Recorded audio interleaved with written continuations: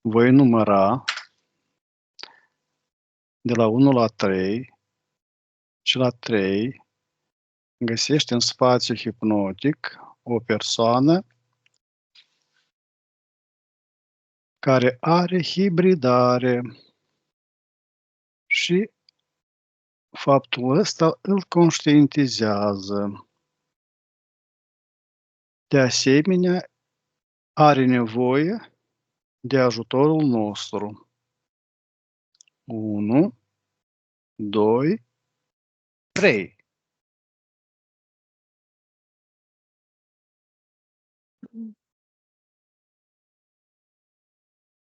Um, Chiar înainte de a termina tu de numărat, am vizualizat un șarpe încolăcit, știi? Încolăcit și cu partea superioară pe verticală. Și apoi, când mi-ai spus să găsesc o persoană care are hibridare, am văzut un pescar într-o, pot să zic așa că e un fel de insulă pustie, deci, adică nu mai văd pe altcineva în jurul lui, are totuși o barcă, eu l-am văzut pe barcă și pescuiește.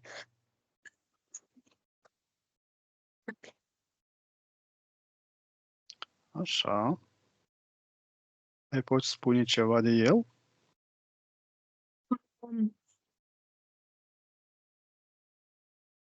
Am văzut acest șarpe, Da. nu neapărat în planul fizic, uh, cum urcă pe undița lui. Știi cum el stă cu undița ca să pescuiască, l-am văzut urcând pe undiță. Nu este un planul fizic ceea ce am văzut. Bine. Apropie-te de această persoană și determină ADN-ul. M-am apropiat din spatele lui și văd acest șarpe uitându-se la mine, destul de amenințător. Și percep ceva de genul pleacă, n-aveți ce căuta aici, e proprietatea mea. Clar. Cătălina, mergi pe linia temporală la momentul când nu este acest șarpe lângă el. 1, 2, 3.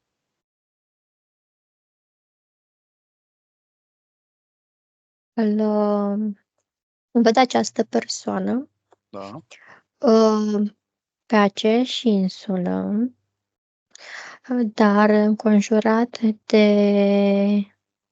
și de alți oameni, adică și bărbați, și femei, și copii.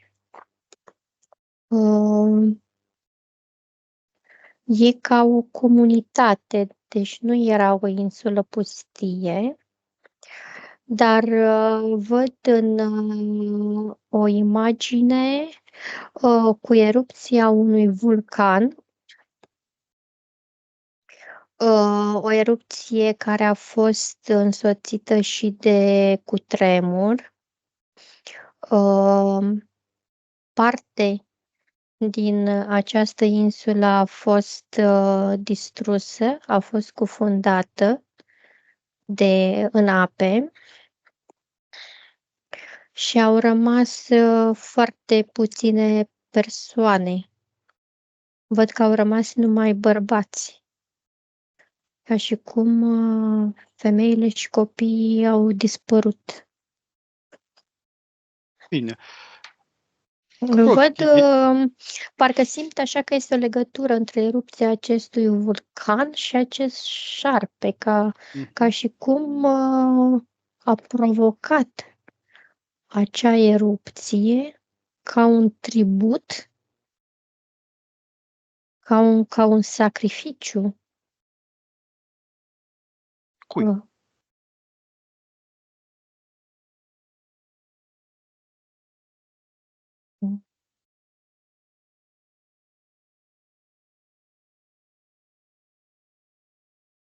Această entitate considera că este proprietara insulei, deși acolo existau comunități umane de mult timp, iar înmulțindu-se această comunitate, a considerat că îi se consumau prea multe resurse. Și a fost ca un sacrificiu, a sacrificat copiii și femeile. Bine, apropie-te de această persoană. Identifică-i ADN-ul. Ce fel de ADN are? Îl văd hibridat aproape complet. Adică mesajul de la entitate a fost că eu sunt el. Iar în momentul în care am pus mâna, aceasta a fost și senzația că din ADN-ul uman originar este foarte, foarte puțin. Ce procent au rămas doar? 1-2%. 1-2%, da? Mhm. Așa. Simt acum că această persoană a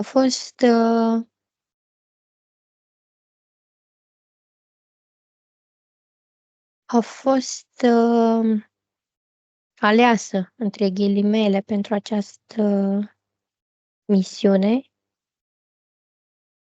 pentru că voia să fie conducător, să fie deasupra tuturor celor care au mai rămas în viață. A vrut el? Da, era dorința lui. Era ego-ul lui? Da, să fie deasupra tuturor, să fie recunoscut de cei care au mai rămas ca fiind un lider. Bine. Cum se numește această persoană? E un nume ciudat, Gombedin. Gombedin? Da.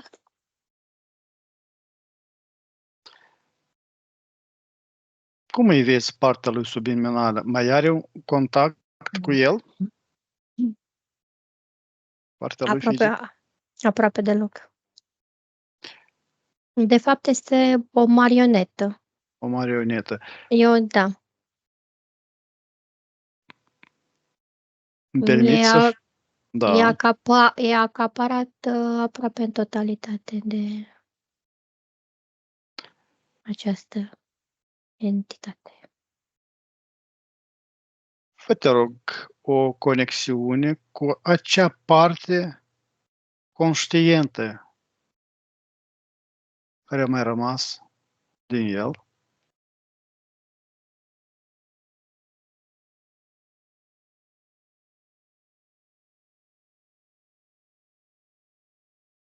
Îmi permit să vorbesc cu el? Da. Gombedin?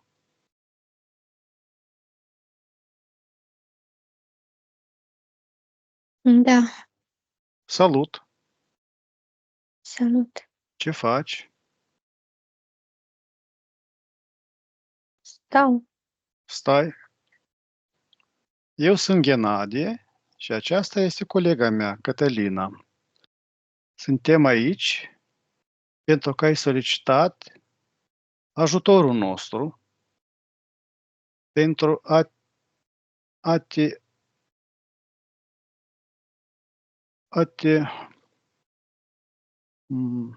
scăpa de această hibridare pe care o ai. Ce spui? Ești de acord? Să-ți dăm o mână de ajutor? Sunt atât de mic și neputincios. Da, dar ne poți spune o doleanță de-a ta sacră, măreață. Nu e nimic măreț. Sunt un copil cu o undiță în mână care n-a avut cine să-l învețe să pescuiască. Nu Spune-ne, știu. spune-ne, confirmi că ai nevoie de ajutorul nostru. Am nevoie de un tată să mă învețe să supraviețuiesc. Așa. Ne permiți ca în această sesiune să lucrăm pentru tine și de numele tău. Sunt atât de mic, eu nu pot. Ce nu poți? Nu te poți hotărî? Nu simt că pot, sunt un copil. Un copil nu are putere să ia decizii pentru el. Un Cătălina, copil atât de mic. deconectează-te. Spune, în acest moment este în vârstă fragedă? Da, e ca un copil mic, cred că are maxim 5 ani. Îl Așa. văd singur, părăsit și are dorința asta să aibă și el un tată care să-l învețe să pescuiască. Tatălui nu mai este în planul ăsta fizic, mă rog, și e dorința lui cea mai mare să aibă un sprijin să-l ghideze în viață. Așa, mergi, Și da. Mergi pe linia temporală până la momentul când este deja mare și este conștient. La 3. 1, 2, 3. Da. Îmi permit să vorbesc cu el. Da. Gombedin, Da. salut. Salut. Ce faci? Pescuiești? Da. Acum știu. Mă numesc Ghenadie, dar aceasta e colega mea. Știi cu ce scop ne-am apropiat de tine? Nu. Eu sunt puternic acum. Știu să fac tot ce am de făcut în viață. Sunt pe picioarele mele. Și am ajuns ceea ce am vrut să ajung. Foarte Un bine. conducător. Foarte bine. Nu am nevoie de nimeni.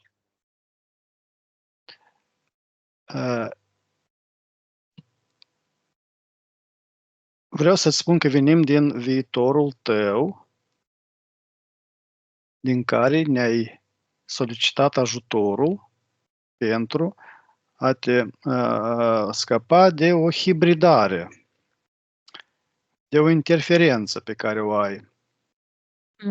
Vrei să privești acest viitor unde ne soliciți ajutorul? Eu nu înțeleg ce vrei să zici. Bine. Deconectează-te, Cătălina. Cătălina, mergem până la momentul când el solicită acest ajutor din partea noastră. La 3. 1, 2, 3.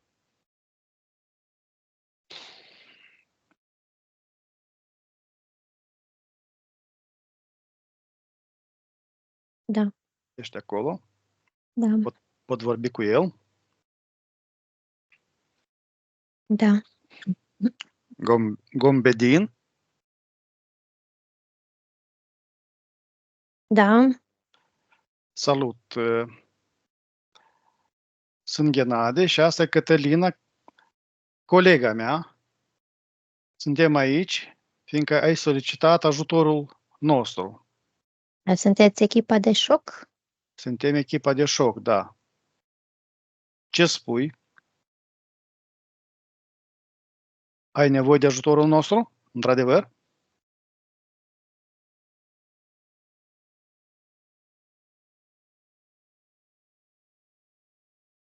Copilul acela care a rămas în mine nevindecat, Așa. fără sprijin, are nevoie de ajutor.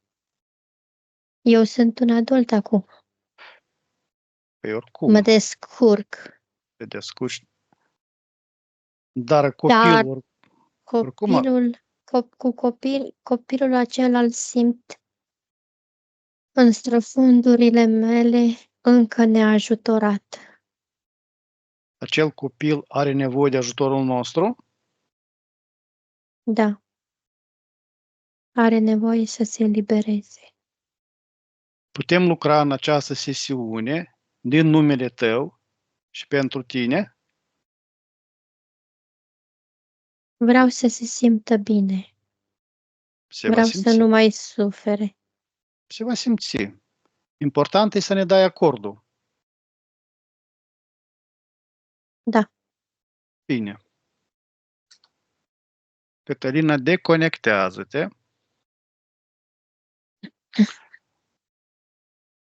Cătălina, mergi pe linia temporală până la momentul primului lui contact cu această entitate, cu acest șarpe. La 3. 1, 2, 3. Ce vezi? Că ce vizualizezi? văd imaginea de după acel cataclism, Așa. când el, deși era adult, s-a simțit la fel de neputincios și-a dorit și-a dorit foarte tare să poată să aibă puterea să înfrunte situația și să supraviețuiască. Care a fost emoția de bază a lui în acel moment? Frica? Nu. Îl aud spunând: "Eu pot, știu că pot, vreau să pot." Deși simt că asta era o dorință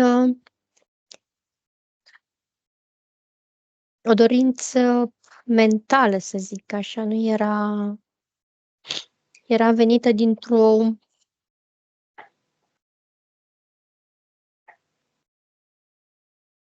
răzvrătire,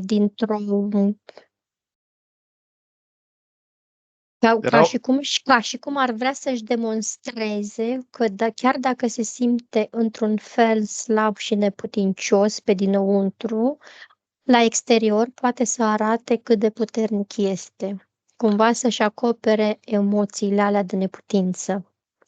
Un fel de mască. De mască. Da. Este o programă această intenția lui de a fi puternic? Nu. Este dorința lui E dorința lui. neinsuflată de nimeni, da? Da, e dorința lui. În ce împrejur el face contactul cu acest șarpe?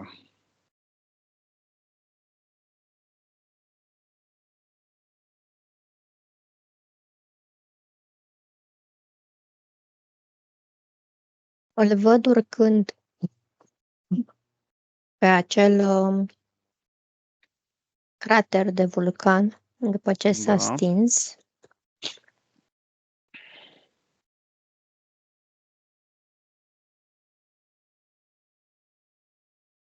Și dorința lui este să devină la fel de puternic și de neînvins precum a fost acea erupție. Adică nimic să nu-i stea în cale, să fie atât de puternic încât nimic să nu-i stea în cale.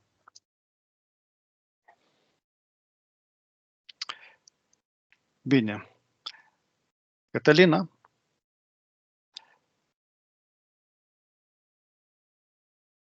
Ce emoție a fost determinatoare care a atras această entitate, acest șarpe?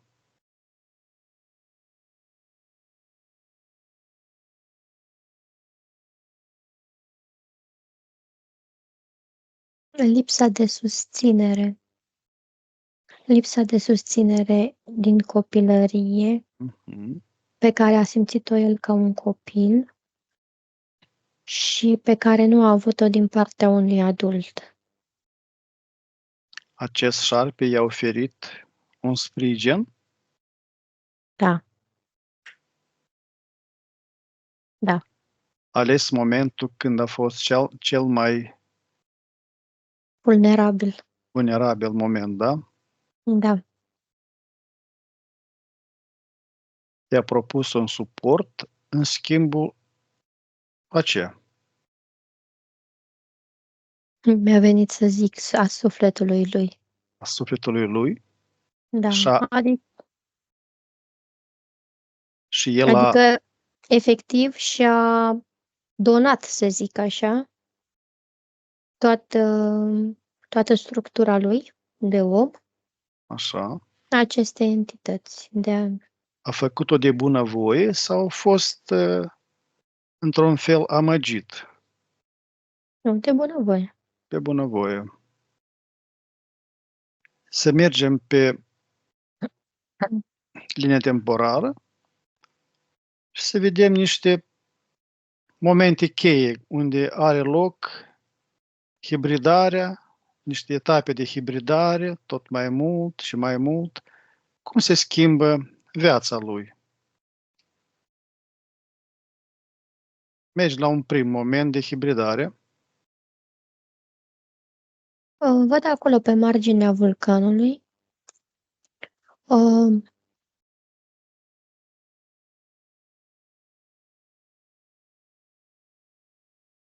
exact așa, cum vedeam, cum stătea cu undița în apă, parcă îl văd stând pe marginea vulcanului și privind în hăul care a rămas de la erupție.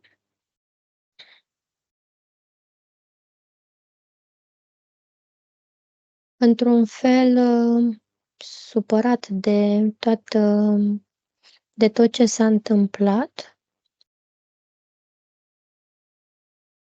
și îl văd după aceea ridicându-se în picioare și ridicând într-un fel mâinile spre cer, spunând că vreau să fiu un zeu. Nimic să nu mă înfrângă. Văd ieșind din acel crater această entitate care îi propune, îl întreabă de fapt, cu adevărat vrei asta? Așa. El spune că da. Iar atunci se produce efectiv. Deci îl văd efectiv intrând în toată structura lui energetică. Așa. Mergi în alt moment când el pentru prima oară, începe a conștientiza greșelile pe care le-a făcut. Adică a permis să fie capturat totalmente de această entitate. La 3. 1, 2, 3.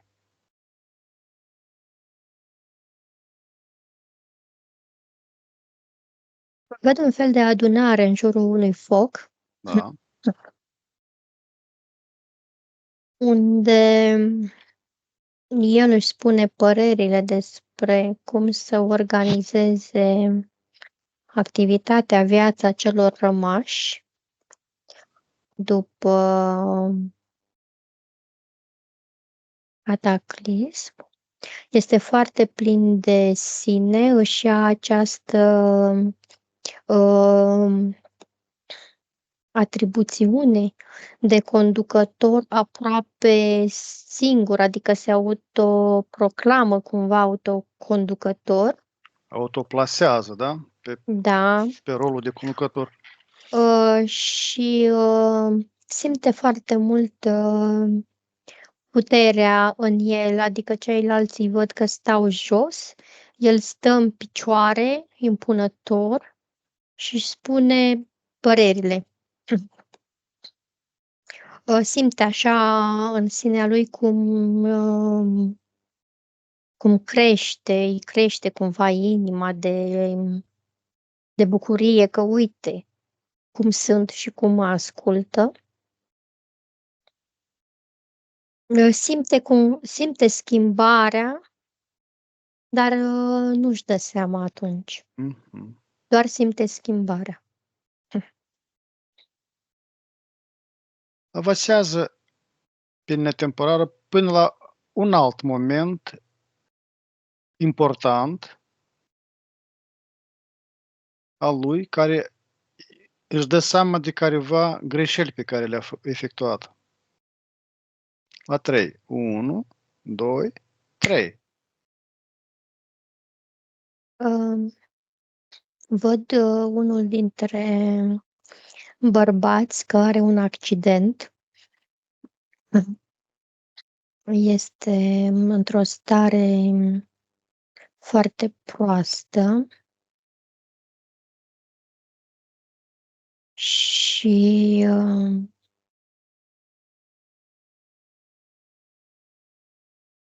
el ia hotărârea să nu mai fie îngrijit, să fie ucis, pentru că partea aceasta de a-l îngriji implica mai multe persoane și el considera că este o pierdere de timp, pentru că oricum nu mai avea șanse de supraviețuire. Gombedin a luat așa decizie? Da.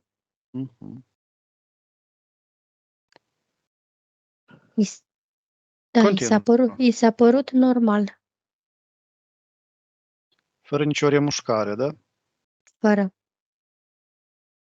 O decizie dreaptă, a considerat el, pentru binele tuturor.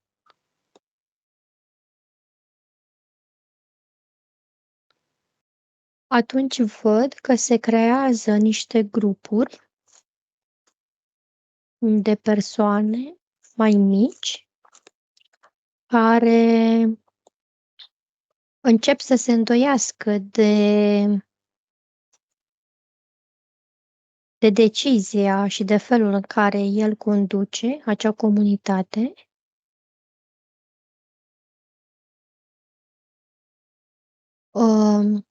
Ulterior, el află și consideră că acele persoane sunt profund nerecunoscătoare și că nu înțeleg ce înseamnă să fii cu adevărat un conducător și să vezi binele comunității.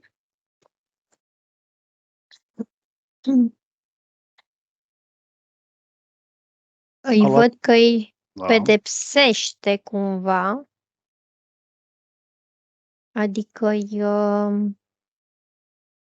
îi înlătură din comunitate într-o parte a acelei insule. Mergi la următor moment din viața, de pe linia temporală a vieții lui, care de asemenea prezintă pentru el o conștientizare a celor că a greșit. La 3. 1, 2, 3.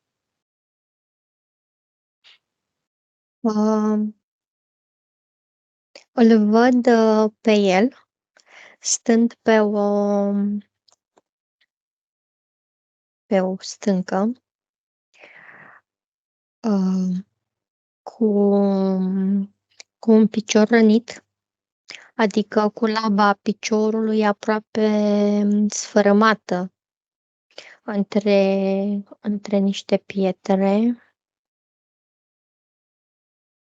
și strigă după ajutor.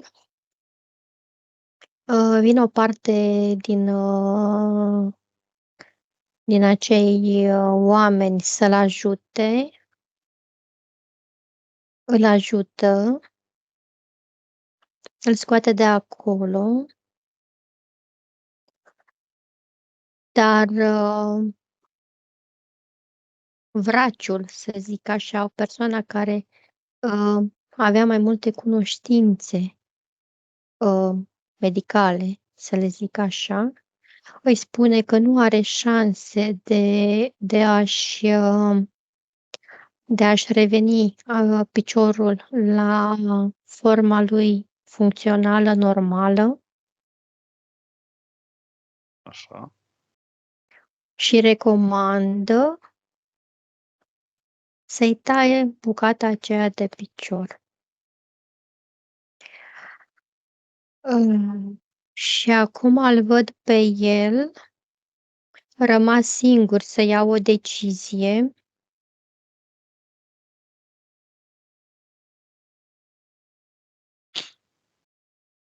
Și îl văd din nou, deci acum se accesează în această situație, se accesează acel copil care l-am văzut la început, neputincios.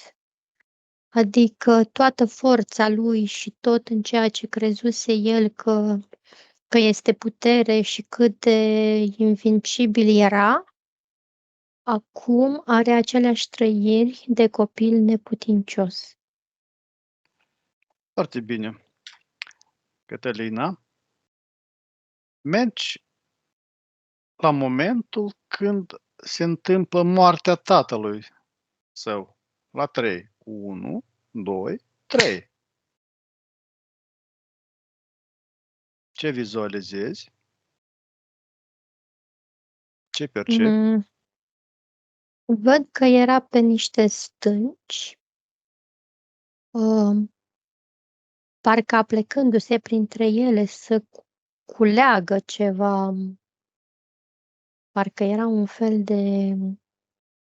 de raci, ceva de genul ăsta. Alunecă, se lovește și cade în apă, iar valurile fiind destul de puternice, îi produc moartea. Este găsit după o perioadă de timp, adică inițial nu l-au mai găsit, dar apa, să zic, l-a adus cumva înapoi după o perioadă de timp. Bine, examinează momentul când se împiedică, când înainte de a cădea în apă, cine este lângă el în eter? Cine a provocat această neatenție sau... Nu văd. E ca și cum așa s-a întâmplat. Nu văd nimic, o influență exterioară. Doar văd apa foarte agitată. fost doar un caz nefericit. Doar atât. Bine. Mergi la momentul când această entitate, șarpe, ia decizia pentru a organiza o erupție vulcanică.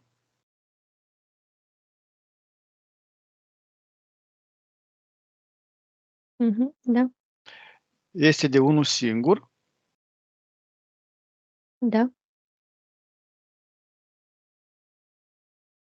Este Cum o se entitate foarte mare. Cum se numește? Determină ce ADN are.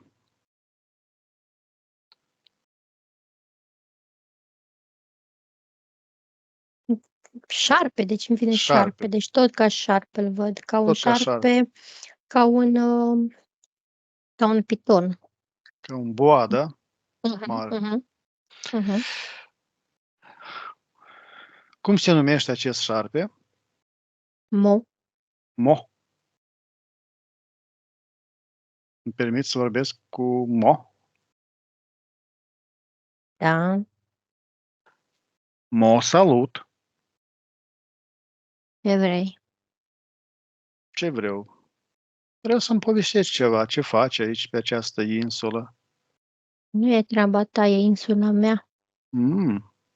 Insula ta? Și doar insula e a ta? E de ajuns. E de Insula și ajuns? apele. Da.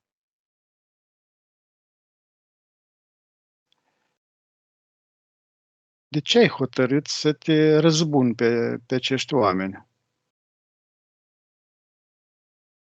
Nu m-a răzbunat. Dar ce ai I-am făcut? pus la locul lor. I-ai sacrificat, nu? Și ce? Lumea asta totul moare la un moment dat. Păi da, dar moare atunci când moare, nu?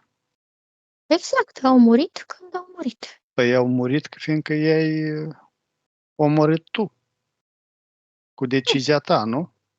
Au meritat asta. Pentru care merite? Poți să ne spui și nouă? Când te întinzi prea mult, mai mult decât îți este plapuma, ești corectat. Și așa corectare se numește moarte, da? E un fel și asta. Mhm.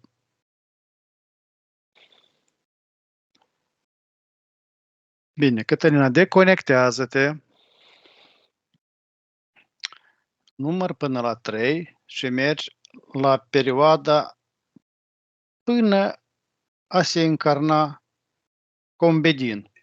1, 2, 3. Da, Ești acolo. da. Vezi momentul până a lua o decizie de a se încarna, până la un program de încarnare.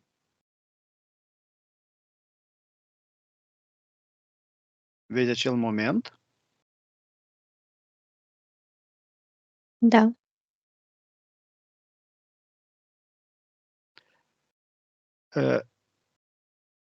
Văd un program foarte interesant, îl văd ca un desen. Mhm. Îl văd că îi se dă o sabie în mâini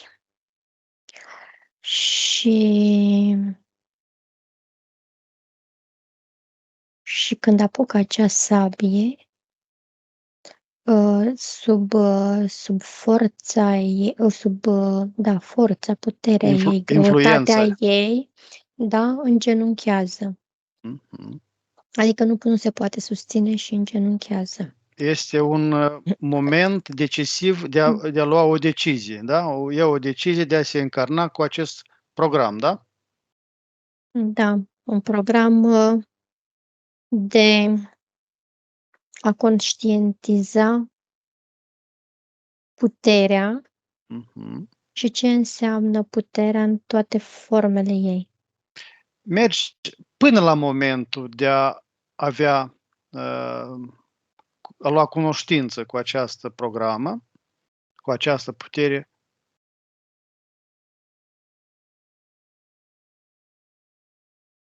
Îl vezi? Da, da. Informează-l despre toate evenimentele care vor avea loc în urma luării lui decizii de a se încarna cu această programă. Arată toate evenimente, toate consecințele.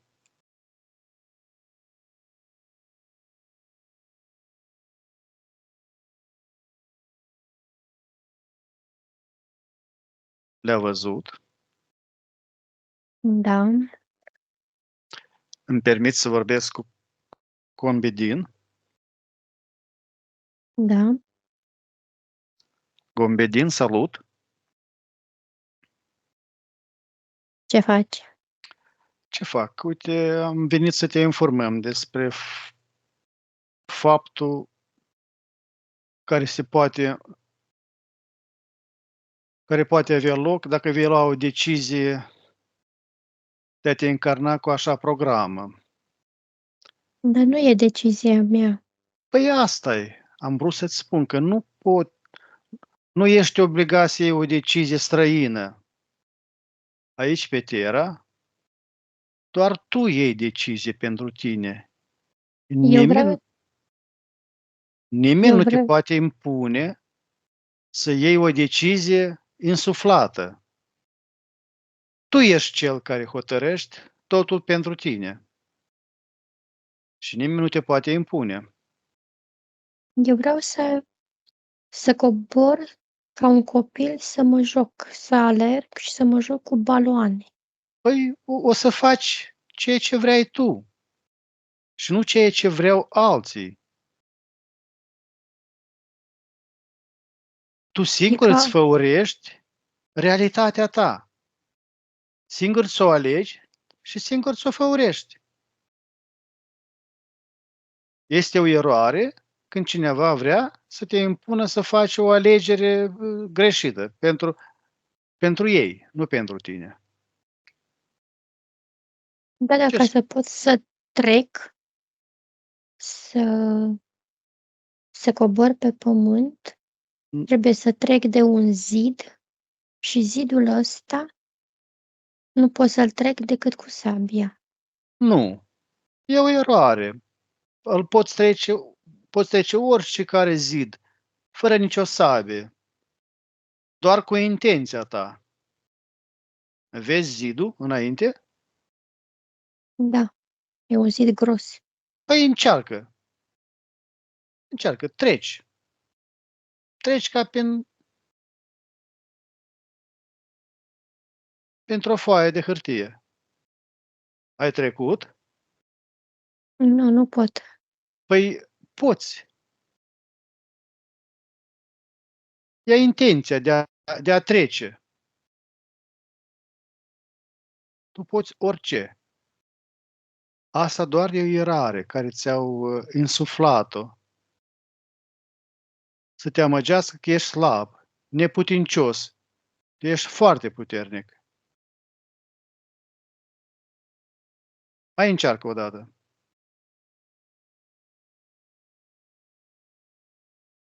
Nu ai niciun obstacol înaintea ta. Te ajut la 3. 1, 2, 3. Îmi pus mâinile pe zid, Așa. nu mai este așa de tare, parcă ar fi dintr-o burete, Păi dar asta. tot nu pot să trec. Poți. Poți. Ești foarte puternic. Ești foarte puternic. Mai încearcă încă o dată la 3. 1, 2, 3.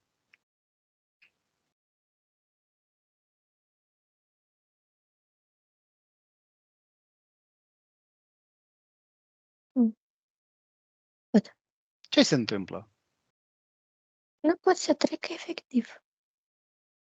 E rezistent ca un cauciuc, ca un Deși nu mai este așa tare ca o piatră, când mă împing în el, mă împinge înapoi. Bine, uite, la 3, cu intenția, fă ca să dispară acest zid din calea ta. 1, 2, 3.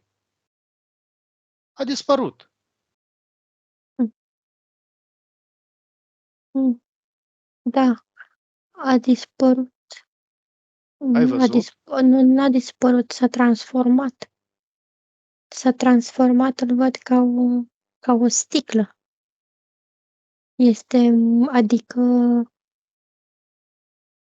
încă este, dar pot să văd ce este dincolo de el.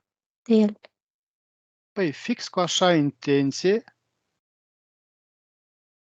poți trece partea cealaltă de sticlă. Poți merge pe Terra și poți experimenta orice. Poți fi un copil care se joacă cu baloane sau altceva. Este doar hotărârea ta. Este intenția ta, hotărârea ta, decizia ta. Și numai tu îți hotărăști planul de încarnare.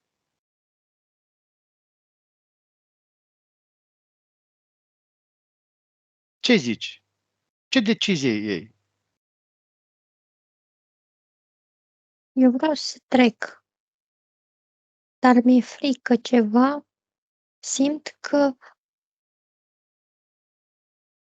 acea sabie mă va urmări tot timpul, Nu chiar te va dacă trec urmări. Unde simți această frică? în inimă. Păi extrage cu mâna ta frica de acolo din inimă. O extragi? Da, Extrage toată. Înfășoară această frică într-un ghem.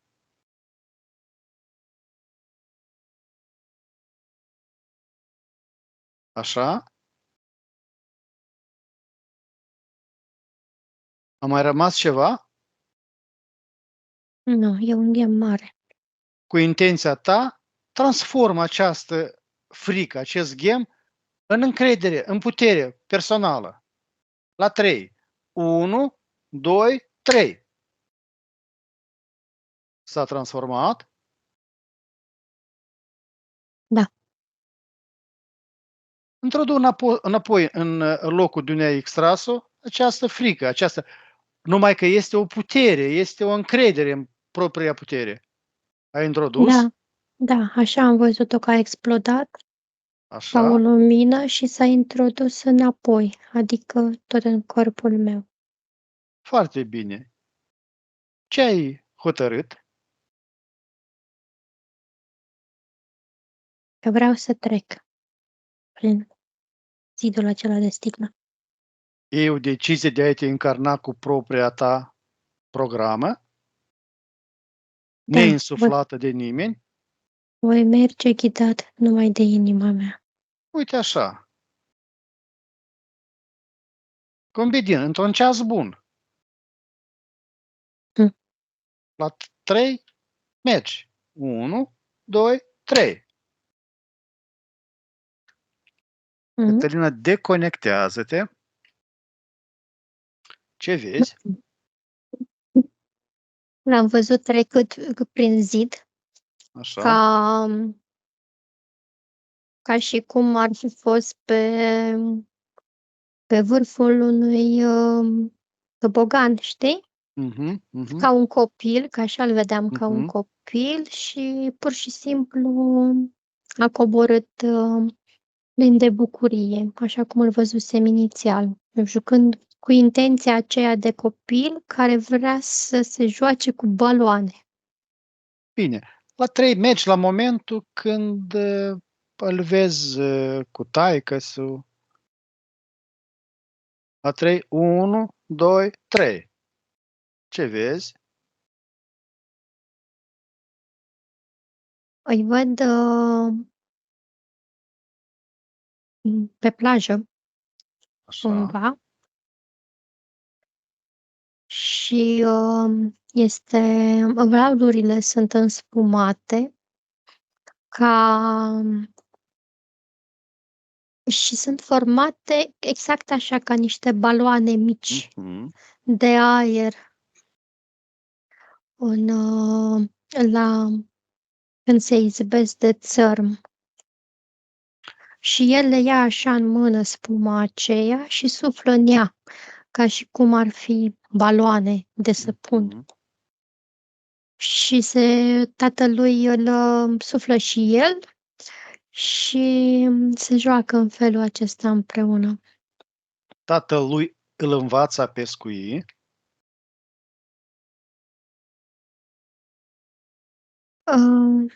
Nu. Îl învață să se bucure și să se joace. Mhm. Îi transmitea cumva că este important acest lucru și o să-l învețe să pescuiască când va fi mai mare. Acum este mic și trebuie să se bucure și să învețe să se joace. Foarte bine. Mergem la un moment când devine matur. 1, 2, 3. Mm. Îl văd în momentul în care află sau se presupune că tatălui a căzut de pe stânci și vede aceeași mare învolburată care se izbește de stânci cu o spumă mult mai mare și cu baloanele acelea ca și cum ar fi fost cu spuma ca niște baloane. Așa. Și atunci este îngrozitor de supărat și răzvrătit și spune unde mai este bucuria aia să sufli în baloane, că baloanele acelea, bucuria și joaca mi-au luat tatăl, adică nu mai este nimic bucurie în ceea ce simboliza pentru el acea imagine și acum se transformase într-o imagine plină de durere.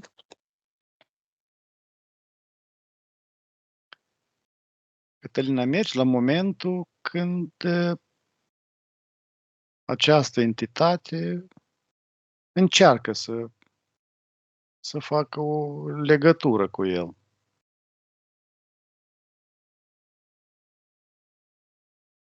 Da, îl văd acolo pe marginea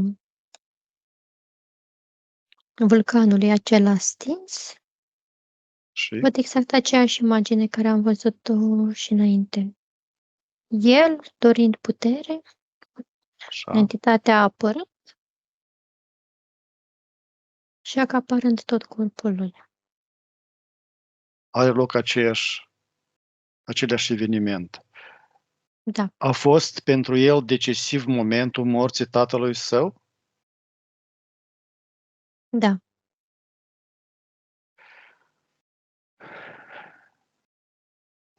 Să mergem să mergem până la momentul când tatăl lui ia o decizie să meargă pe stânci.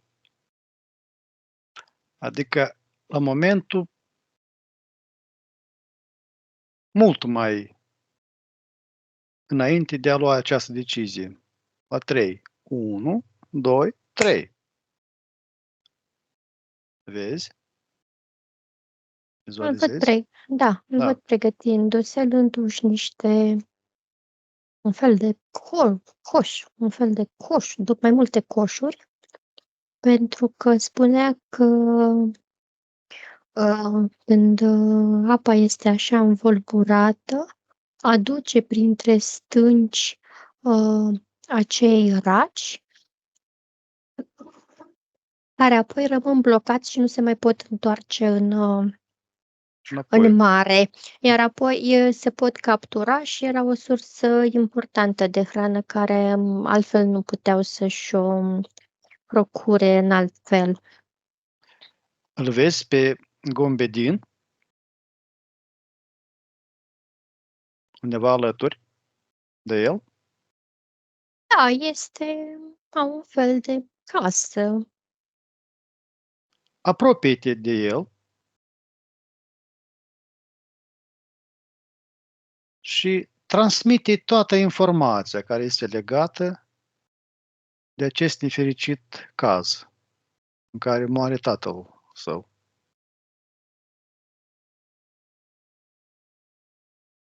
I-ai transmis informația Da, și tot ce se poate întâmpla după acest caz. Întâlnirea cu entitatea, cu acest șarpe, pierderea părții subliminale, adică controlul părții subliminale a lui, până la momentul când ne-am apropiat pentru a-i da o mână de ajutor. Toată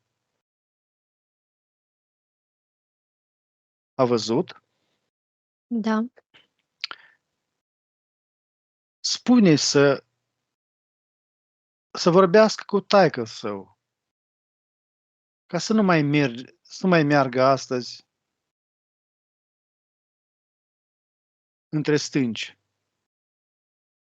pentru a pescui raci.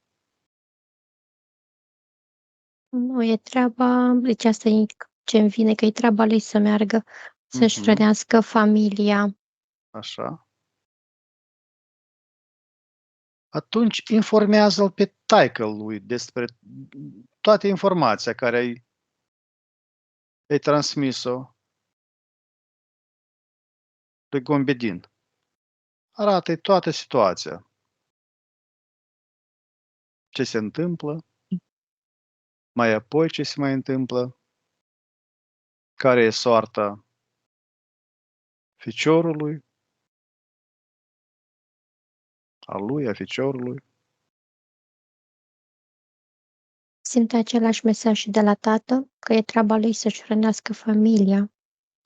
Ceea ce se întâmplă ulterior nu depinde de el, ca tată sau de situația creată.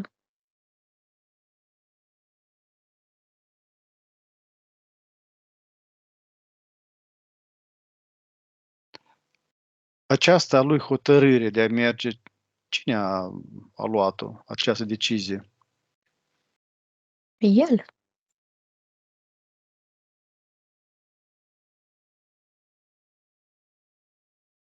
Conștientizează faptul că își va lăsa familia mai devreme sau mai târziu, un părinte moare, iese din planul fizic. Copiii trebuie să fie conștienți că viața merge mai departe fără sprijinul părinților.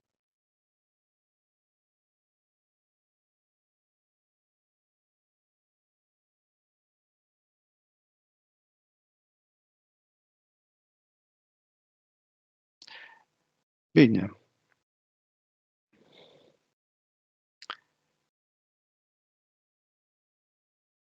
Mergem la momentul când Gombedin începe să predomine ego.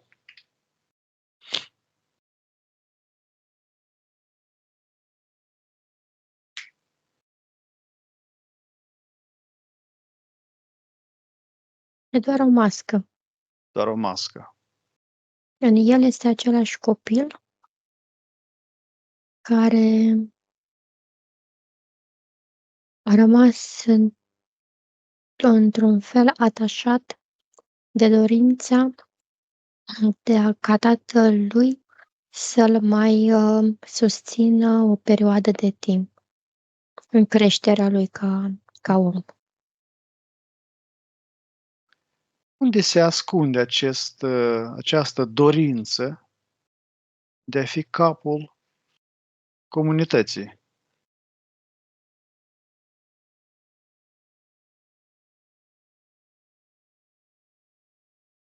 E dorința lui de a demonstra că poate să se descurce și singur.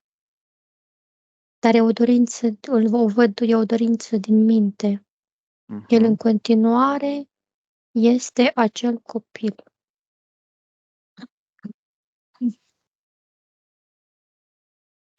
A văzut ce se poate întâmpla cu deciziile lui greșite?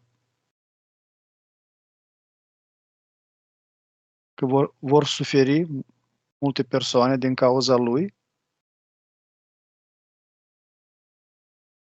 Da, dar acum este conștient că cine a avut cel mai mult de suferit este el, în primul rând. A suferit din cauza cui? Din cauza faptului că nu și-a arătat adevăratele nevoi, nu și-a exprimat suferința Când a și fost doar acest prim moment când și-a pus masca? Când nu a recunoscut că are nevoie de un ajutor? când a simțit după moartea lui mila celor din jur, că a rămas fără tată, și când vedea pe ceilalți copii jucându-se sau făcând lucruri cu tații lor, se simțea abandonat. Deși îl văd că ceilalți îl includeau în aceste activități, dar totuși el, deși participa, avea această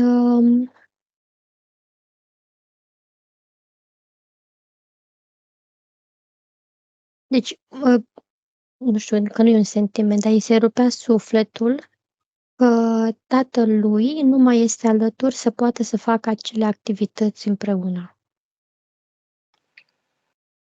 Adică era o trăire de-a lui interioară, nu era ceva provocat expres din exterior. Să-i dăm informația că tatălui nu a dispărut totalmente. El nu mai este în lumea fizică, dar este alături de el.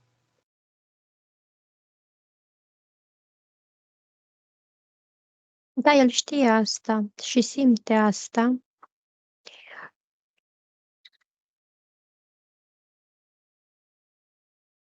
Atunci, de ce nu vrea să înțeleagă că nu este...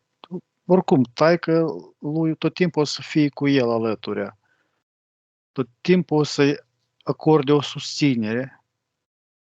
O să emane Nu, pentru el. el nu vrea această susținere acum, ca adult. El o vroia să o simtă atunci când era copil. Păi să mergem la momentul când era copil, când avea nevoie. La 3. 1, 2, 3.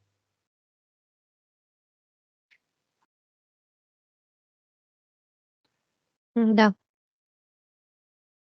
Explică-i informația asta. Îl văd singur, stând cu undița în mână. Așa.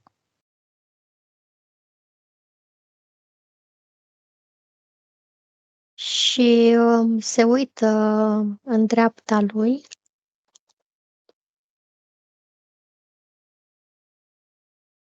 și se gândește că acolo este tatăl său, că acolo ar fi trebuit să fie tatăl său. să-l vadă că este tatăl lui lângă el. Și va fi tot timpul când el îl va chema cu gândul, cu intenția lui, pentru a-l susține, pentru a-l ajuta. Simt că în el este un fel de război. Pe de o parte, ar vrea să-i simtă prezența fizică sau energetică, prezența, dar pe de altă parte respinge faptul că poate să simtă această prezență doar energetică. El, ca și copil, la momentul respectiv, ar fi dorit să fie fizic tatălui acolo. Ca și cum faptul, gândul că tatălui este alături de el din alt plan nu-l ajută, mai degrabă îl încurcă. Oricum sunt mulți copii care au tații aproape, dar nu simt în energetică acea dragoste, acea grijă, acea susținere pe care o are el. Da, simt că el este foarte strict în ceea ce simte, în sensul că situația lui este unică și așa o simte el și așa o gestionează el. Nu interesează câte mii, milioane de cazuri similare sunt. Nu are importanță pentru el are importanță ceea ce simte el. E ca și cum ar fi un război nevăzut între el și restul lumii, cumva. Este un protest al lui, O răzvrătire. o răzvrătire. Este acest șarpe lângă el, pentru a-l Nu, provoca. nu.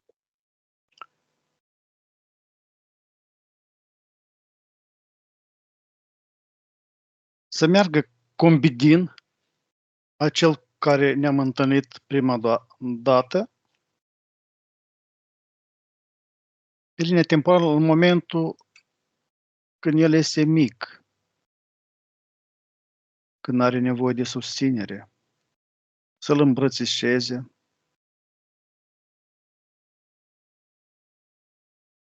să explice, să-i povestească.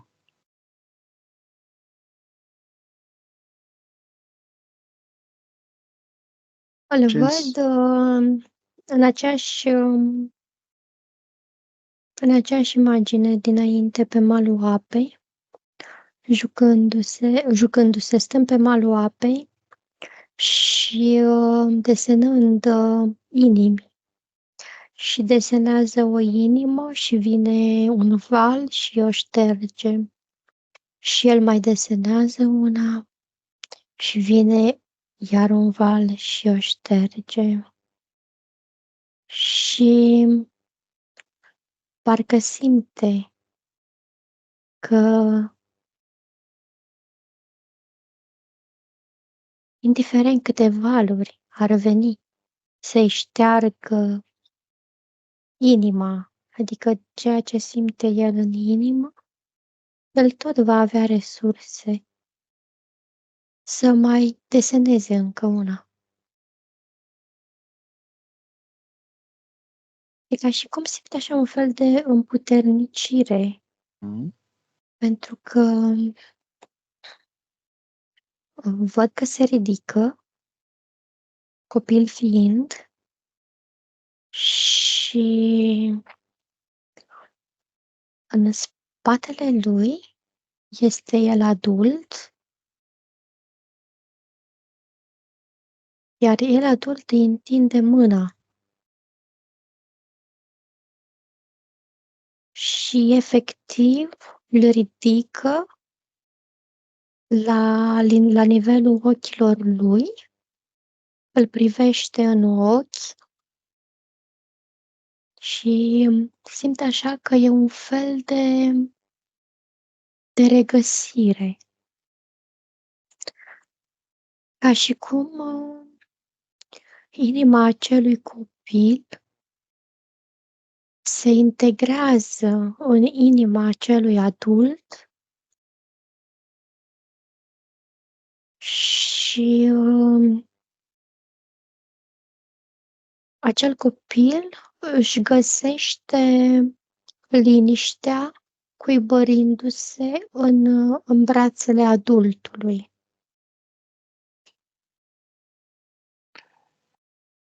Mergi să vezi momentul când se află pe marginea vulcanului. Mai are acele emoții? Da, emoțiile le are. Este supărat, dar îl văd că plânge, că este mâhnit de toate cele întâmplate, dar că se întoarce și își spune că o să supraviețuiesc. Și îl văd coborând spre comunitatea.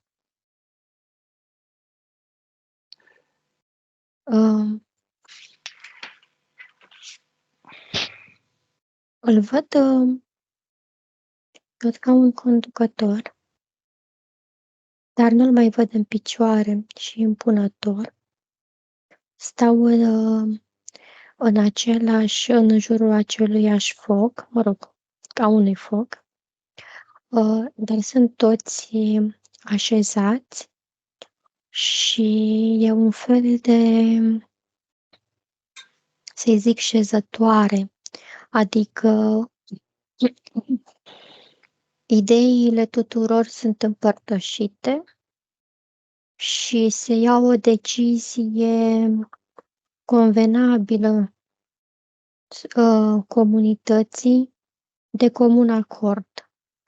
Adică este un conducător Bine chibzuit. nu prin forță, cum era înainte, ci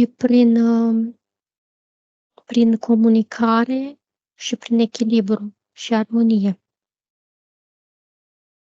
Foarte bine. Să mergem la momentul când ne-am întâlnit cu Combedin. La 3, 1, 2, 3. Cum îl vezi pe el? Văd un om într-o liniște interioară completă, să zic. Studiază ADN-ul. Ce vezi? Care este starea lui? Văd efectiv om și atât. Mergem la o distanță de 10 ani. La 3, 1, 2, 3. Cum îl vezi acum?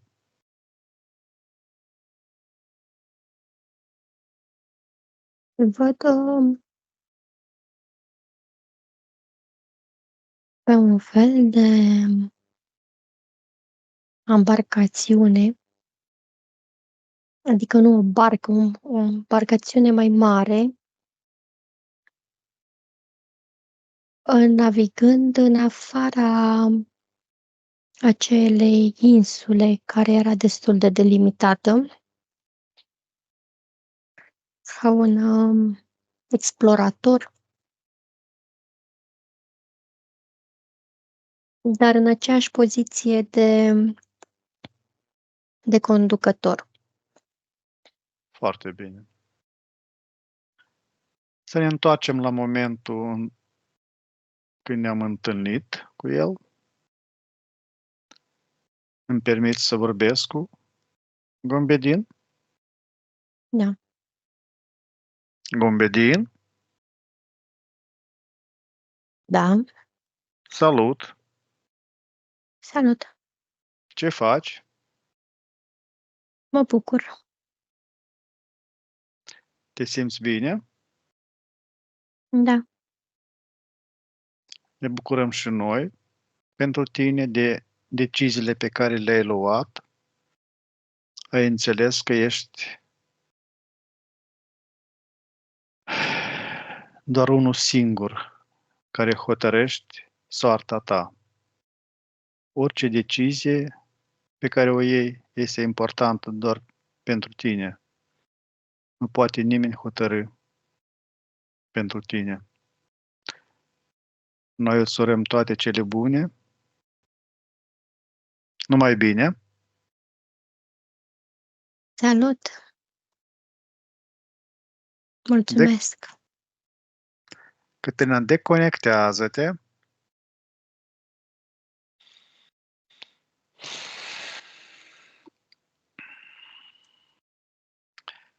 Așa.